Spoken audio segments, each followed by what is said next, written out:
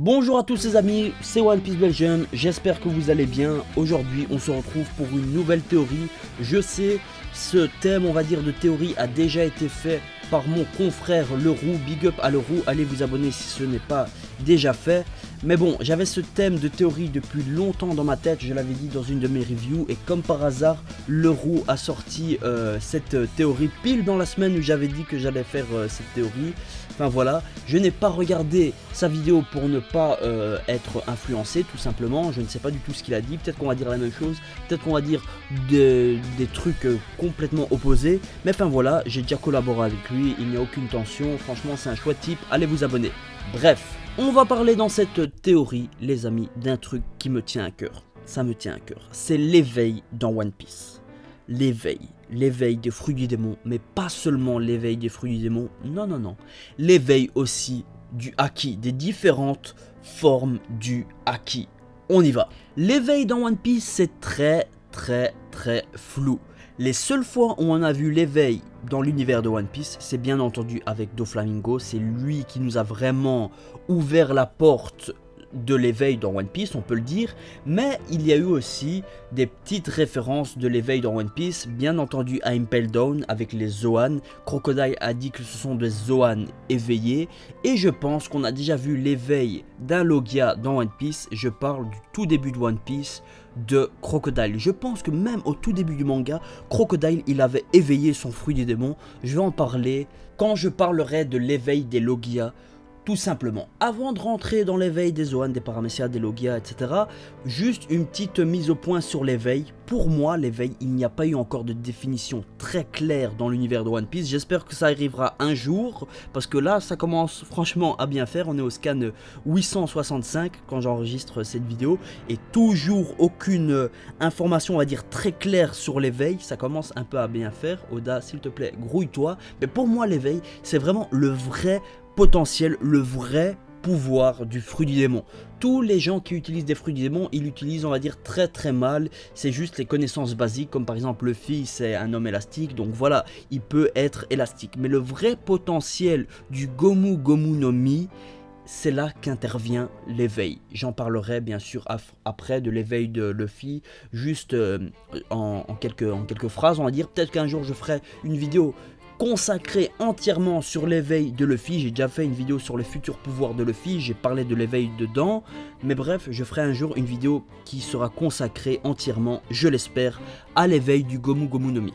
Bref, on va commencer avec l'éveil des Zoan. Les Zoan, c'est tout simplement des fruits du démon, vous le savez, je sais que vous le savez les amis, mais on ne sait jamais, vous savez, il y a des gens qui ne connaissent pas tout dans l'univers de One Piece, comme toi par exemple, qui regarde cette vidéo.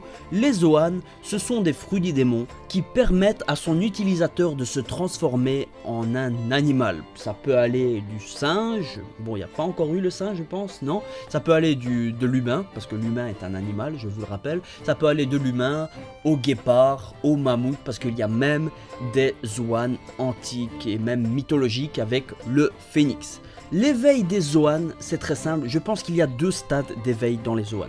Le premier, on l'a vu, c'est à Impel Down, avec Mino Rhinocéros, Mino Zebra, etc., Minotaur même. Grâce à leur réveil de Zoan, ce sont devenus carrément des monstres animaux qui ne ressentent plus la douleur. Leur pouvoir de régénération a augmenté de manière vraiment exponentielle. Ils ne ressentent plus la douleur.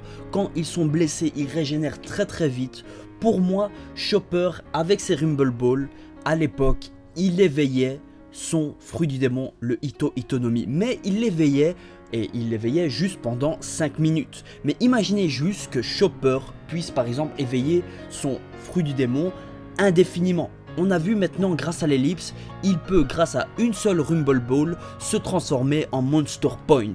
Mais imaginez juste le Monster Point constant pour Chopper, qu'il puisse le faire quand il veut. Ça c'est le Zoan éveillé de Chopper. Maintenant on peut imaginer le Zoan éveillé de Lucci, de Rob Lucci. Il peut devenir carrément un monstre de guépard en mode comme par exemple Mino Zebra ou Minotaur, mais en mode guépard, et ça peut être très puissant. Mais comme je vous l'ai dit, il y a pour moi deux éveils de Zoan. Le premier c'est celui-là, le second c'est le Zoan éveillé, et ça c'est vraiment le stade le plus puissant de l'éveil du Zoan, et je pense qu'on a vu pour l'instant dans le manga une seule personne qui le maîtrise, on ne connaît pas encore son nom, mais pour moi c'est le second, c'est le vrai second, c'est le bras droit on va dire de Dragon, c'est le fameux homme qui a emmené Sabo à dos de corbeau à la fin de Dressrosa. Je dis ça parce que je pense que le Zoan éveillé à son maximum, il peut tout simplement contrôler les autres animaux. Comme là par exemple cet homme, c'est presque sûr et certain, il a le Zoan du corbeau, et comment se fait-il qu'il maîtrise d'autres corbeaux? Normalement, la personne qui a un Zoan du corbeau, il ne peut juste se transformer en corbeau et en forme hybride corbeau-humain, mais c'est tout, mais il ne peut pas contrôler les autres animaux de son Zoan. Et bien voilà, l'éveil du Zoan à son paroxysme, c'est le contrôle des autres animaux. Imaginez juste, ça c'est une petite théorie, Chopper qui éveille à son maximum le Ito-Itonomi et qu'il puisse contrôler les autres humains. Vous voyez où ils vont en venir, ça peut être totalement fou. Mais bref, voilà l'éveil du Zoan. Maintenant, on va passer au Paramecia. Là, c'est un peu tendu, c'est un peu tendax. Les Paramecia, il y en a plein. Il y en a des qui produisent des choses, il y en a des, ce sont carrément leur corps qui change et qui ne produisent rien. Il y en a des, c'est des trucs franchement très bizarres. Voilà, chaque Paramecia, je pense que son éveil est différent par rapport à sa nature même de Paramecia. Par exemple, Doflamingo, c'est le Paramecia des fils, eh bien il peut produire des fils du sol. Mais Luffy, son Paramecia, c'est le Gomu Gomu no Mi, le fruit du démon du caoutchouc. Je pense pas qu'il va pouvoir faire sortir des bouts de caoutchouc du sol, non. Lui, son éveil, c'est qu'il va pouvoir, et je pense pas qu'on va rentrer dans des délires de Luffy qui va se transformer, etc. Je pense que c'est tout simple, c'est tout con. Luffy, le sol, les murs, son bateau, tout ce qu'il veut, ça c'est son éveil, il pourra les transformer en caoutchouc et grâce à ça il pourra se propulser beaucoup plus vite. Voilà, pour moi c'est ça l'éveil de Luffy, voilà c'est plié, c'est tout simple, c'est pas un truc, faut pas chercher midi à 14h pour moi, maintenant c'est mon avis. Donc l'éveil des Paramecia, c'est tout simplement affecter l'environnement par rapport à son fruit du démon. Je vais donner quelques exemples comme ça vous voyez. Le Barabara no Mi, le fruit du démon de Buggy. Grâce à son éveil, il pourra tout simplement couper son environnement comme il le souhaite. Law, Trafalgar Law, il a le OP no Mi, il doit créer une room. Et bien grâce à son éveil, il affecte son environnement et il n'a plus besoin de room. Il peut couper, bon ça fait un peu redondant parce que j'ai déjà parlé de couper avec le Barabara no Mi, mais c'est pas grave, il peut couper tout ce qu'il souhaite. Le bateau, un bateau sans room, la pièce, etc., le sol, le mur, enfin voilà, ça peut être franchement pas mal. Allez, je vous donne un petit dernier pour la route, comme ça je suis sûr que vous avez compris. Le fruit du démon de Magellan, le Paramecia du poison, grâce à son éveil, il pourra transformer l'environnement carrément en poison. Le sol, le plafond, le mur, tout ça ce sera du poison. Voilà pour moi c'est quoi l'éveil des Paramecia. Maintenant on arrive aux Logia, les fameux Logia, les fruits du démon les plus rares du manga, les plus cheatés. Pour moi, ça aussi, c'est tout simple. J'ai eu franchement une révélation. Un jour, j'ai dormi, j'ai fait un rêve bizarre. Et quand je me suis réveillé, je me suis dit, oh, ça c'est l'éveil des Zoan, ça c'est l'éveil des Logia, ça c'est l'éveil des Paramecia. Pour moi, l'éveil des Logia, c'est comme les Paramecia. C'est affecter son environnement grâce à son fruit du démon. Et on en a eu une preuve. Souvenez-vous, à Punk Hazard, ça a été le lieu de combat de Aokiji et de Akainu. Oui, Akainu, son fruit du démon, c'est la lave, et Aokiji, c'est la glace. Et bien voilà, après leur combat, comme, bon, ce sont des combattants qui ont bien sûr éveillé leur fruit du démon, sinon ça ne ferait aucun sens. Pourquoi Doflamingo l'aurait éveillé et pas Aokiji et Akainu? Après leur combat, carrément, la météo et tout l'environnement a été changé de cette île. D'une partie, on a une île qui est vraiment en mode de la lave qui fait très très chaud et tout ça, et de l'autre on a une île glacée avec de la glace, de la neige, il fait froid, vous voyez le topo. Et on a eu aussi, je pense, mais non je sais pas si c'est dû à l'actuel possesseur du fruit du démon de l'électricité ou si c'est l'ancien possesseur de ce fruit du démon, mais c'est, vous vous souvenez, l'île que Ourouge a été, l'île où il pleut des éclairs carrément. Je pense que c'est l'ancien utilisateur du fruit du démon d'Ener qui avait éveillé son fruit du démon et qui a affecté l'environnement de cette île. Elle s'appelait Raijin, ou peut-être que c'est Ener qui est descendu sur Terre et qui s'entraîne là-bas. Ça, ce serait franchement aussi pas mal. Mais enfin, vous voyez, c'est tout simple. L'éveil de Caribou, c'est tout simplement changer l'environnement l'environnement total en marécage.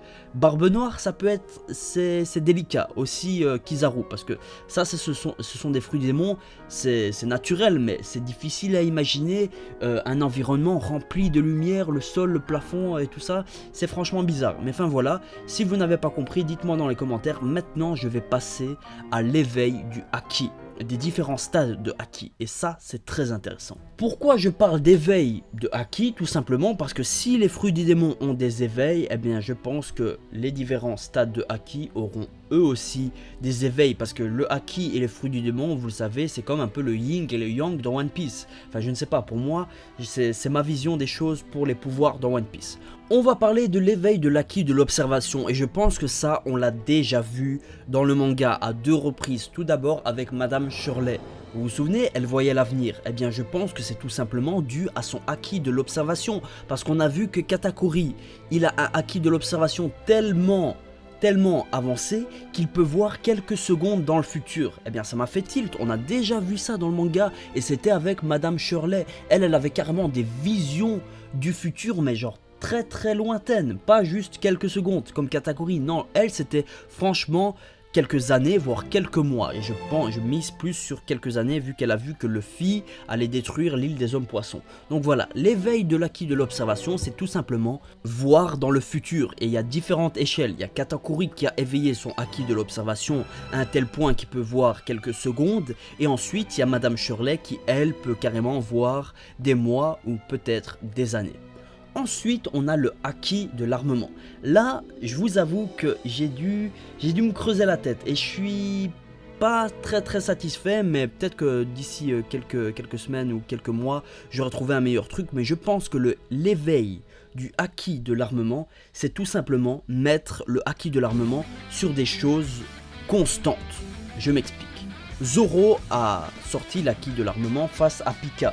Vous avez vu, il a sorti ses lames noires, etc. Je pense que s'il éveille son Haki de l'armement, il peut mettre son Haki de l'armement, son Coca, comme ils le disent dans One Piece, pas le Coca-Cola. Le Coca, il peut le mettre indéfiniment. Et peut-être que c'est pour ça que l'épée de Mihawk est si vous savez, si dure et tout ça, on sait qu'elle est noire. Peut-être que ce n'est pas dû au Haki de l'armement, mais ça pourrait être franchement pas mal. Imaginez juste par exemple Ben Beckman qui sort des balles de fusil avec du Haki de l'armement, mais constant, des balles noires et tout ça. Ça peut être franchement pas mal. Donc l'éveil du Haki de l'armement, c'est mettre du Coca, de l'Haki de l'armement sur des objets, mais indéfiniment, qui reste pas toute la vie, mais un grand nombre d'années. Et ça peut être par exemple sur des poneglyphes. Peut-être que le dernier road poneglyph qui est sur Elbaf, ou je ne sais pas où il est, peut-être qu'il est complètement couvert de Haki de l'armement. Peut-être que c'est Goldie Roger qui l'a fait, ou un membre de son équipage. Voilà, pour moi c'est ça l'éveil de l'Haki de l'armement. Ensuite, et je devrais plutôt dire enfin, parce que c'est la dernière partie de cette théorie, je vais parler de l'éveil du Haki des rois. Et ça, c'est un sujet très sensible, parce que bon, il y a beaucoup de choses qui se disent sur l'éveil du Haki des rois. Moi, ma vision des choses, c'est celle-ci. Pour moi, l'éveil du Haki des rois, c'est tout simplement insuffler sa volonté sur quelqu'un d'autre. Et peut-être même contrôler ce quelqu'un d'autre avec sa volonté. Je vous explique. Le Haki des rois, c'est quoi? C'est faire ressortir son aura, son Haki, et faire en sorte que les autres personnes, si ils ont une faible conscience, un faible aura, un faible Haki, eh bien ces personnes s'évanouissent. C'est en gros faire ressortir son aura. Je pense que l'éveil du Haki des rois, c'est tout simplement faire ressortir son aura, mais insuffler sa volonté chez les autres personnes. Et peut-être que Shanks l'a fait à Luffy, parce que Shanks, on le sait, c'est un type depuis le début du manga, etc. C'est presque le plus fort de One Piece, pas le plus fort, mais voilà, c'est l'un des plus forts. Je me doute bien qu'il a éveillé son Haki des rois. Et regardez, lors de son passage avec Barbe Blanche, lorsqu'il montait les marches du Moby Dick, tellement que son Haki des rois est puissant, les marches et les parois du bateau craquaient. Peut-être que ça aussi c'est dû à l'éveil du Haki des rois, parce que son Haki des rois, son Aoshoku no Haki est tellement puissant que voilà, il s'échappe de son corps et il fait craquer carrément le bateau de Barbe Blanche. Voilà, pour moi c'est ça le Haki des rois dans l'univers de One Piece. Voilà les amis, c'est la fin de cette vidéo. Merci de l'avoir regardé. N'hésitez pas à liker si elle vous a plu, à disliker si elle ne vous a pas plu, ça peut arriver. On se dit à bientôt pour une nouvelle vidéo. N'hésitez pas à kiffer la vie, il fait très beau, il fait très chaud. On se dit à la prochaine. J't'aque.